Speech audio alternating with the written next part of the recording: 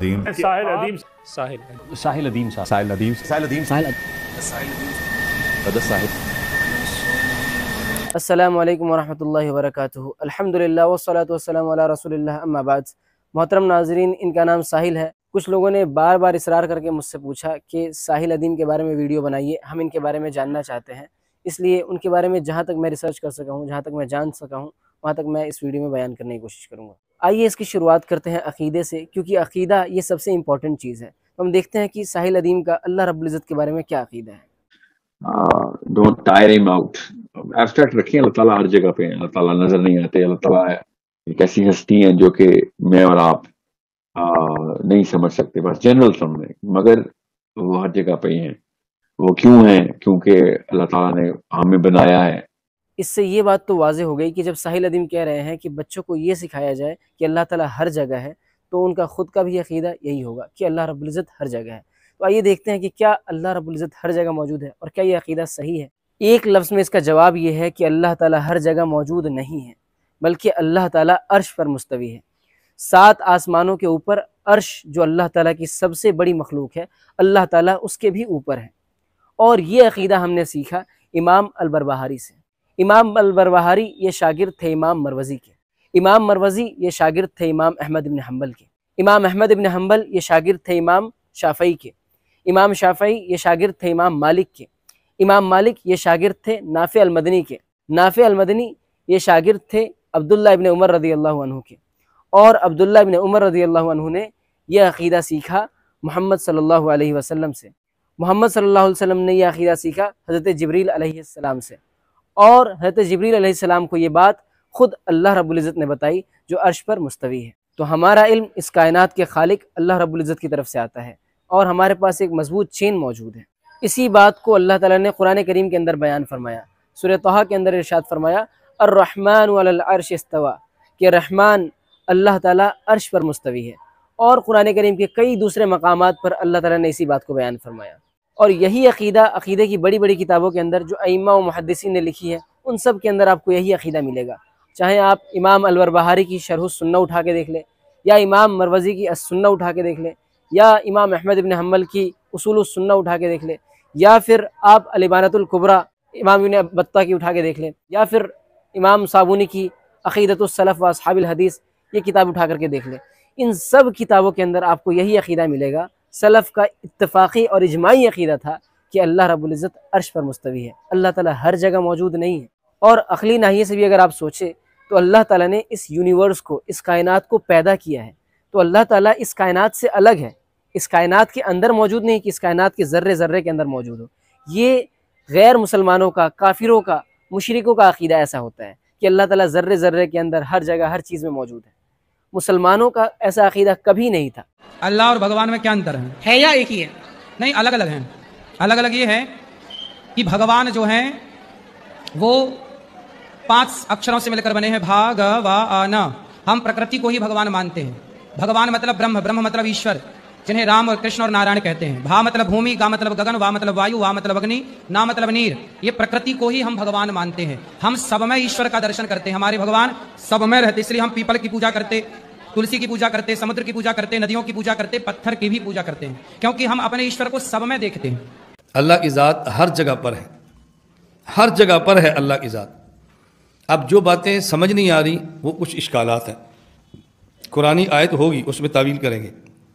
और यहाँ पर बहुत इंपॉर्टेंट और नोट करने की बात यह है कि बाज़ सलफ़ ने उस शख्स की तकफ़ीर की है जो ये कहे कि अल्लाह ताला हर जगह मौजूद है, यानी उस शख्स को काफिर करार दिया है, मुसलमान ही नहीं समझा है जो इंसान कहे कि अल्लाह ताला हर जगह मौजूद है। तो ये कहना कि अल्लाह ताला हर जगह मौजूद है, ये अक़ीदे की बहुत बड़ी गुमराही है जो साहिल अदीम साहब की बातों से ज़ाहिर हो रहा है। कंक्लूजन, खुलासा कलाम ये कि 7 आसमानों के ऊपर अर्श, जो अल्लाह ताला की सबसे बड़ी मखलूक है, अल्लाह ताला उसके भी ऊपर है। और एक अहम बात ये कि अल्लाह ताला अर्श का मोहताज नहीं है, बल्कि अर्श ये अल्लाह ताला का मोहताज है, क्योंकि अल्लाह समद, अल्लाह बेनियाज है, अल्लाह को किसी की ज़रूरत नहीं है, बल्कि अर्श को कायम रहने के लिए अल्लाह की ज़रूरत है। अल्लाह ताला अपनी सबसे बड़ी मखलूक अर्श के भी ऊपर है, लेकिन ज़मीन पर चलने वाले एक छोटी चींटी के भी कदमों की आहट सुन रहा है, कायनात के ज़र्रे ज़र्रे से वाकिफ़ है और हर चीज़ पर उसे मुकम्मल इख्तियार है, हर चीज़ पर कादिर है। मा मिन दाब्बतिन इल्ला हुवा आखिदुम बिनासियतिहा। ज़मीन पर जितने मखलूक़ात हैं अल्लाह ताला को अपनी तमाम मखलूक़ात पर मुकम्मल कंट्रोल हासिल है। तो ये अहले सुन्नत वल जमात का, मुसलमानों का अल्लाह रब्बुल इज़्ज़त के बारे में अक़ीदा है। यहाँ पर इसी अक़ीदे को लेकर के मैं साहिल अदीम के दो क्रिटिक तारिक मसूद और अली मिर्ज़ा पर बात करना चाहूँगा। इन तीनों में मुख्तलिफ़ चीज़ों को लेकर के आपस में इख्तलाफ चलता रहता है। इनमें से एक देवबंदी मुफ्ती हैं और दो तो आलिम ही नहीं है, गैर आलिम है। फिर बाज़ अहले हदीस उलमा जो है वो गुलूफ के अंदर चले जाते हैं। वो कहते हैं जब हम टॉयलेट में जाते हैं तो क्या अल्लाह ताला हमारे साथ उस वक्त टॉयलेट में भी मौजूद होता है? जी हाँ, जी हाँ, जी हाँ, जैसा कि उसकी शान के लायक है वो हर वक्त हमारे साथ है। तो पहले अली मिर्ज़ा के अक़ीदे पर बात कर लेते हैं, जो कि बहुत ही गंदा है। कहता है कि अल्लाह ताला टॉयलेट के अंदर भी मौजूद है, जैसा उसकी शान के लायक है। नौज़ बिल्लाहि मिन ज़ालिक। यानी जैसा उसकी शान के लायक है, ये लफ्ज़ इस्तेमाल करके अल्लाह ताला को एक ऐसी चीज़ से मुत्तसिफ़ कर दिया, अल्लाह ताला की तरफ एक ऐसी चीज़ मंसूब कर दी जो अल्लाह ताला की शान शान किसी तरीके से नहीं है। ये बिल्कुल इसी तरीके से है जैसे कोई शख्स कहे कि अल्लाह ताला खाना खाता है जैसा उसकी शान के लायक है, अल्लाह ताला पानी पीता है जैसा उसकी शान के लायक है। नौज़ बिल्लाहि मिन ज़ालिक। यानी जैसा उसकी शान के लायक है, ये लफ्ज़ बढ़ा करके आप अल्लाह ताला की तरफ कोई भी चीज़ मंसूब कर दे। दरअसल कुरान और हदीस के अंदर अल्लाह ताला के लिए जो सिफ़ात आई हुई हैं, अहले सुन्नत वल जमात उन सिफ़ात से अल्लाह ताला को मुत्तसिफ़ करते वक्त उसकी कैफ़ियत की जब अल्लाह ताला की तरफ तफ़वीज़ करते हैं, तब इन अल्फाज का इस्तेमाल करते हैं कि जैसा अल्लाह ताला की शान के लायक है वैसे उसके हाथ है, वैसे उसका चेहरा है, वैसे उसके कदम है।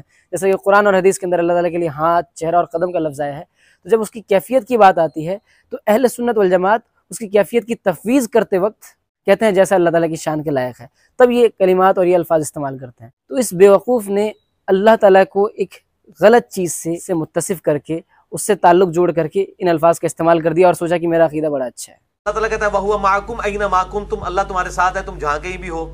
वहुवा माकुम ऐना माकुम तुम, वो तुम्हारे साथ होता है तुम जहां कहीं भी हो। अगर कोई कह दी यहां पे अल्लाह है उंगली रख के, हम कहेंगे अल्लाह ताला हर जगह है, हम कहेंगे अल्लाह ताला हर जगह है जैसा कि उसकी शान के लायक है। बहरहाल ये कहना ये चाहता था कि अल्लाह ताला हर जगह मौजूद है, मैं ये अक़ीदा रखता हूँ। और इसके लिए दलील क्या पेश की? वहुवा माअकुम, वो तुम्हारे साथ है, यानी अल्लाह ताला तुम्हारे साथ है जहाँ कहीं तुम हो। तो यहाँ पर कुछ चीज़ें आप जहन में रखिए। अगर हम इस आयत के ज़ाहिर को लेते हैं कि अल्लाह ताला तुम्हारे साथ है, तब भी इसका ये मतलब तो नहीं निकलता कि अल्लाह ताला हर जगह है। इसका तो ये मतलब निकला कि इंसान जहाँ जहाँ पर है अल्लाह ताला वहाँ वहाँ पर है। अल्लाह ताला हर जगह तो नहीं है। इस आयत का ज़ाहिर को भी ले अगर हम, तब भी यही माना निकलता है कि इंसान जहाँ पर है अल्लाह ताला वहीं पर है, हर जगह तो नहीं है। एक चीज़। दूसरी चीज़ ये कि ये भी गलत माना है कि इंसान जहाँ जहाँ पर है वहाँ पर अल्लाह ताला भी है। ये भी गलत मफ़हूम है, क्योंकि कुरान करीम की तफसीर वैसे ही की जाएगी जैसे सहाबा, ताबईन, तबे ताबईन और सलफ़ ने किया है, असलाफ़ ने किया है। अपनी अक़ल से कुरान करीम की तफसीर नहीं की जाएगी। और सहाबा इकराम ने इसकी तफसीर इल्म से किया है कि अल्लाह ताला का इल्म तुम्हारे साथ है, तुम जहाँ भी हो अल्लाह ताला तुम्हारे बारे में जानता है। और भी कुरान करीम के अंदर इस तरह की जो आयतें हैं, नहनु अक़रबु इलैहि मिन हब्लिल वरीद वल्लाहु मअल मुमिनीन, तो इस तरह की जो आयतें हैं उसकी वो तफसीर की जाएगी जो सहाबा और ताबईन सलफ़ ने किया है। अपनी अक़ल से उसकी तफसीर नहीं की जाएगी। वल्लाहु मअल मुमिनीन, यहाँ पर क्या मुराद है? अल्लाह ताला मोमिनों के साथ है, यानी मैयत खासा मुराद है कि अल्लाह ताला मदद करने के अतबार से, अल्लाह ताला तायद करने के अतबार से मोमिनों के साथ है। ये माना थोड़ी है कि अल्लाह ताला मोमिनों के पास मौजूद है। नौज़। तो कुरान करीम की तफसीर वैसे की जाएगी जैसे सलफ़ और सहाबा ने की है, वैसे नहीं की जाएगी जैसे इंजीनियर मिर्ज़ा जैसे लोगों की अक़ल कहती है। तो ये बहुत ही गंदा अक़ीदा है कि अल्लाह ताला नौज़ बिल्लाह टॉयलेट में भी मौजूद है और ये कह देना कि उस अपनी शान के मुताबिक, ये बहुत ही गंदा अक़ीदा है। इस्लाम ने जो अक़ीदा हमें सिखाया है वो किसी के इल्ज़ाम लगाने से या एतराज़ करने से चेंज नहीं होता है, लेकिन अली मिर्ज़ा का अक़ीदा लोगों के एतराज़ करने से या इल्ज़ाम लगाने से चेंज हो जाता है। फिर ये कहते हैं ये आपने रिजल्ट क्यों निकाला? भाई जब आप ये कहोगे कि खुद वो उधर है, इल्म के एतबार से इधर है, तो वो इल्ज़ाम तो आपके ऊपर सही लगा रहे हैं, तो बेहतर ये है। एक्चुअल में इंजीनियर मिर्ज़ा न्यूट्रल बनना चाहता था, लेकिन न्यूट्रल बनने के चक्कर में इसके अंदर कई सारी ख़राबियाँ आ गई। अब देखिए, कुछ जगहों पर अगर आप इसका बयान सुनेंगे तो आपको ऐसा लगेगा कि इंजीनियर मिर्ज़ा मुफव्विज़ा है, कि कैफियत के साथ साथ माने की भी तफवीज़ कर रहा है। यहाँ पर एक लफ्ज़ आता है तफवीज़। चलिए इस लफ्ज़ को ज़रा सा मैं इलेबोरेट कर देता हूँ। तफवीज़ का मतलब होता है हवाले करना, किसी चीज़ का इल्म अल्लाह रब्बुल इज़्ज़त के हवाले करना। तो ये अस्मा व सिफ़ात के बाब में इस्तेमाल किया जाता है।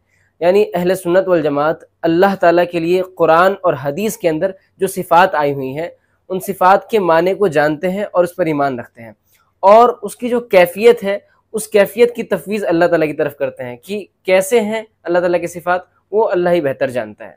और नोट करें कि सलफ़ यानी सहाबा, ताबईन, तबे ताबईन, अइम्मा, मुहद्दिसीन अल्लाह ताला के लिए जो सिफ़ात आई हुई हैं उन सिफ़ात के माने को जानते थे, कैफियत की तफवीज़ अल्लाह ताला की तरफ करते थे। माने की तफवीज़ अल्लाह ताला की तरफ नहीं करते थे। इसको इसी मिसाल से समझाता हूँ, जैसे अल्लाह ताला ने कहा अर्रहमान वलल अर्श इस्तवा, कि रहमान अर्श पर मुस्तवी है।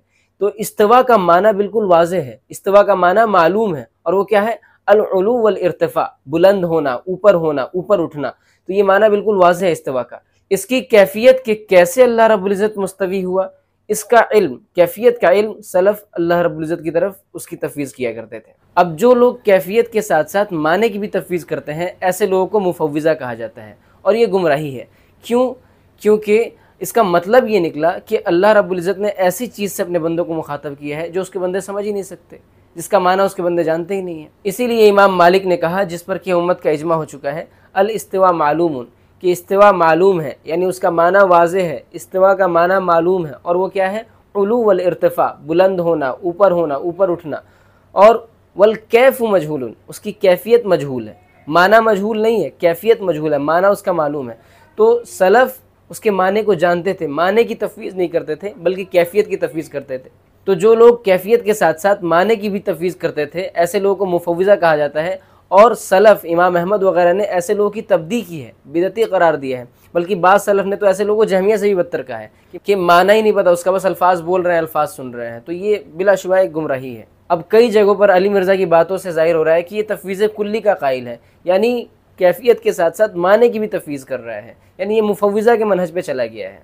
और कुछ जगहों पर इसकी बातों को सुन के ऐसा लग रहा है कि इसका भी वही अकीदा है जो गैर मुसलमानों और बिदतियों का अकीदा है, कि अल्लाह ताला हर जगह पर है। अगर कोई कह दी यहाँ पे अल्लाह है, उंगली रख के हम कहेंगे अल्लाह ताला हर जगह है, हम कहेंगे अल्लाह ताला हर जगह है, जैसा कि उसकी शान के लायक है। चलिए इसको समझाता हूँ कैसे। मिसाल के तौर पे मिर्ज़ा की ये बात ले लीजिए कि अल्लाह ताला अर्श पर मुस्तवी है, जैसा उसकी शान के लायक है, और अल्लाह ताला हर जगह भी है, जैसा उसकी शान के लायक है। फिर आप ज़रा इससे पूछिए कि इस सवाल का जवाब क्या बनेगा कि अल्लाह ताला कहाँ है? नतीजा वही निकला कि अल्लाह ताला हर जगह है। यानी आप में और दूसरों में फिर फ़र्क क्या रह गया? यानी जो लोग कहते हैं कि अल्लाह ताला हर जगह है, वो ये भी तो कहते हैं कि अल्लाह ताला अर्श पर भी है, उसकी कुछ ख़ास तजल्लियात अर्श पर भी है। तो आप में और उनमें फ़र्क क्या रह गया? और आप ये भी नहीं कह सकते कि ये सवाल करना ही गलत है कि अल्लाह ताला कहाँ है, क्योंकि ये सवाल तो ख़ुद नबी करीम सल्लल्लाहु अलैहि वसल्लम ने बांदी से पूछा था, ऐन अल्लाह, अल्लाह कहाँ है? उस बांदी ने कहा आसमानों के ऊपर। तो ये सवाल करना, ये भी नहीं कह सकते कि आप सवाल करना बिदअत है। तो एक्चुअल में इंजीनियर मिर्ज़ा न्यूट्रल बनने के चक्कर में कन्फ्यूज़ होकर बेवकूफ़ बन गया है। आप इस तकल्लुफ़ में ना पड़े कि अल्लाह ताला ज़ात के एतबार से अर्श पे है, अपने इल्म और कुदरत के एतबार से हर जगह है। हालांकि ये इतनी वाज़ेह चीज़ है कि अल्लाह रब्बुल इज़्ज़त अपनी ज़ात के एतबार से अपनी सबसे बड़ी मखलूक अर्श के भी ऊपर है, लेकिन उसका इल्म हर जगह मौजूद है, उसकी कुदरत हर जगह मौजूद है, हर जगह वो देख रहा है, सुन रहा है। और ये चीज़ खुद ही कुरान में लिखी हुई है। चलिए इसने जो दलीलें दी उन्हीं दलीलों को देख लेते हैं। इसको असल मानते हुए बाद सलफ़ी उलमा ने नहनु अक़रबु इलैहि मिन हब्लिल वरीद, कि हम इंसान की रगे जान से ज्यादा उसके करीब हैं, उसमें तावील शुरू कर दी। और सूरह काफ के अंदर तो इसका क्लाइमैक्स है, नहनु अक़रबु इलैहि मिन हब्लिल वरीद, हम इंसान की रगे जान से भी ज्यादा उसके करीब हैं। अब ये आयत तो लोगों को बताते हैं कि नहनु अक़रबु इलैहि मिन हब्लिल वरीद, कि हम इंसान की शहरक से ज़्यादा करीब है। लेकिन इसी आयत को ज़रा सा इसके पीछे वाले टुकड़े को पढ़े, व नअलमु मा तुवस्विसु बिही नफ्सुहु, हम जानते हैं जो कुछ उसके नफ्स में आता है। तो उससे पहले अल्लाह रब्बुल इज़्ज़त ने इल्म का जिक्र किया है। इसी आयत में मौजूद है कि अल्लाह रब्बुल इज़्ज़त इल्म की बात कर रहा है। अल्लाह ताला कहता है वहुवा माअकुम ऐना मा कुंतुम, अल्लाह तुम्हारे साथ है तुम जहां कहीं भी हो। वहुवा माअकुम ऐना मा कुंतुम, वो तुम्हारे साथ होता है तुम जहां कहीं भी हो। या सूरह हदीद की इसी आयत को देख लीजिए, वहुवा माअकुम ऐना मा कुंतुम, कि अल्लाह ताला तुम्हारे साथ है जहां कहीं तुम हो। इसी आयत में आगे अल्लाह ने फरमाया वल्लाहु बिमा तामलून बसीर, कि तुम लोग जो कुछ करते हो अल्लाह ताला उसे देख रहा है। तो अल्लाह ताला ने अपने मैयत का माना भी बयान कर दिया कि तुम जहाँ कहीं हो अल्लाह ताला तुम्हें देख रहा है, तुम्हारे बारे में जान रहा है। और सहाबी और रसूल इब्न अब्बास रज़ियल्लाहु अन्हु और दूसरे असलाफ ने इसकी तफसीर इल्म से की है। सूरह अल मुजादला में आया कि तुम 3 नहीं होते, चौथा तुम्हारा रब तुम्हारे साथ होता है। तुम 5 नहीं होते मगर ये कि छठा तुम्हारा रब तुम्हारे साथ होता है। तुम जहां कहीं हो, ना इससे कम ना इससे ज्यादा, जहां कहीं भी हो अल्लाह तुम्हारे साथ होता है। या सूरह मुजादिला की इस आयत को देख लीजिए, मा यकूनु मिन नजवा सलासतिन इल्ला हुवा राबिउहुम वला खमसतिन इल्ला हुवा सादिसुहुम वला अदना मिन ज़ालिका वला अक्सर इल्ला हुवा माअहुम ऐनमा कानू, कि 3 लोगों की सरगोशी नहीं होती मगर चौथा अल्लाह उनके साथ होता है, 5 लोगों की सरगोशी नहीं होती मगर छठा अल्लाह ताला उनके साथ होता है, या कम या ज़्यादा जितने भी हों अल्लाह ताला उनके साथ होता है। तो इसी आयत में आगे अल्लाह रब्बुल इज़्ज़त ने फरमाया सुम्मा युनब्बिउहुम बिमा अमिलू यौमल क़ियामा, फिर अल्लाह ताला क़यामत के दिन जो कुछ इन्होंने किया है वो बताएगा। इन्नल्लाह बिकुल्लि शैइन अलीम, यकीनन अल्लाह ताला हर चीज़ को जानता है। तो यहाँ पर भी अल्लाह ताला ने इल्म का जिक्र कर दिया आगे। तो ख़ुद कुरान ने जो है मायत का माना बयान कर दिया कि अल्लाह ताला इल्म के साथ तुम्हारे साथ है। या मूसा और हारून अलैहिस्सलाम को जब फ़िरौन के पास भेजा था तो कहा था इन्ननी माअकुमा, क्या मूसा और हारून यकीनन मैं तुम्हारे साथ हूँ। तो वहाँ पर आगे फरमाया अस्मउ व अरा, मैं सुन रहा हूँ और देख रहा हूँ। तो वहाँ पर भी साथ होने का माना अल्लाह ने बयान कर दिया। या फिर ये फरमाया वल्लाहु मअल मुमिनीन, अल्लाह ताला मोमिनों के साथ है। वल्लाहु मअल मुत्तकीन, अल्लाह ताला मुत्तकियों के साथ है। वल्लाहु मअस साबिरीन, अल्लाह ताला सब्र करने वालों के साथ है।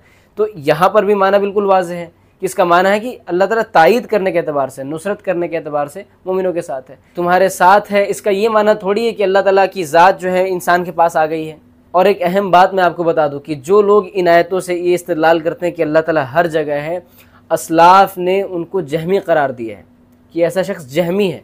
और जहमिया के बारे में इमाम बुखारी रहमहुल्लाह फरमाते हैं कि मैं किसी यहूदी के पीछे नमाज़ पढ़ूँ या किसी जहमी के पीछे नमाज़ पढ़ूँ, बात बराबर है। या इमाम अबू हनीफ़ा रहमहुल्लाह ने तो उस शख्स को काफिर करार दिया है जो शख्स कहे कि अल्लाह ताला हर जगह मौजूद है। तो नबी इस्लाम क्या कह रहे हैं और मिसाल क्या दे रहे हैं? तुम्हारे ऊंट की गर्दन से ज्यादा। वहां हुजूर भी थोड़ी तफरीक कर देते ना, नहीं इससे मुराद सिर्फ इल्म है, समा है, बसारत है, कुदरत है, और क्या होता है यार, यही कुछ ही होना है यार। दरअसल सहाबा को इतनी वाज़ेह चीज़ बताने की ज़रूरत नहीं थी। कोई भी कॉमन सेंस रखने वाला बंदा इस चीज़ को समझ सकता है। जब अल्लाह के नबी कह रहे हैं कि तुम जिस ज़ात को पुकार रहे हो वो बहरा या गायब नहीं है, बल्कि वो तुम्हारी ऊँटनी से भी ज़्यादा करीब है, तो इसका ये माना नहीं है कि अल्लाह रब्बुल इज़्ज़त की ज़ात जो है ऊँटनी के पास आ गई है, नौज़ुबिल्लाह। या अल्लाह रब्बुल इज़्ज़त की ज़ात जो है इंसान की शहरग में मौजूद है, जब कहा जाए कि अल्लाह हम तुमसे तुम्हारे शहरग से भी ज़्यादा करीब हैं। तो ये इतनी वाज़ेह चीज़ है कि कोई भी कॉमन सेंस रखने वाला बंदा इस चीज़ को समझ सकता है। मुफ्ती आजम गुजरे, बिन बास के बाद उसैमीन, उसैमीन, उसैमीन, मुफ्ती आजम सऊदिया, उसैमीन, उसैमीन। शेख इब्न उथैमीन का तो ये ठीक से नाम तक नहीं बोल पाता है और उनकी बातों का सहारा लेकर के अपने अकीदे को डिफेंड करना चाह रहा है। मुफ्ती आजम सऊदिया, उसैमीन, उनका फतवा है कि हम इस तकल्लुफ में नहीं पड़ते कि अल्लाह की मायत हमारे साथ किस तरह है, हम ये अल्लाह के सुपुर्द करते हैं, उसको तुम क्यों नहीं बिदअती कहते?